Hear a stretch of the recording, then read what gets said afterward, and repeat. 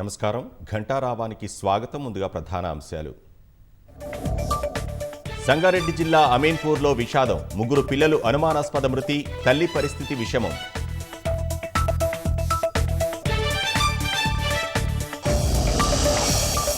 భద్రాచలంలో భవనం కూలిన ఘటనలో మరో మృతదేహం లభ్యం. తాపీ మేస్త్రి ఉపేందర్ మృతదేహాన్ని వెలికితీసిన సహాయ బృందాలు. ఎంఎంటీఎస్ రైల్లో అత్యాచార యత్నం కేసులో కానరాని పురోగతి. బాధితురాలికి మరోసారి అనుమానితుల ఫోటోలు చూపించే యోచన.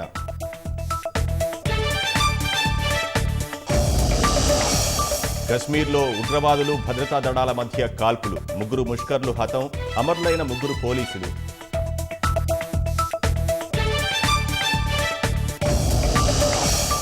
వైద్య విభాగంలో సంస్కరణలకు సిద్ధమైన ట్రంప్ సర్కార్. 10,000 మంది ఉద్యోగులను తొలగించనున్నట్లు ఆరోగ్య మంత్రి వెల్లడి.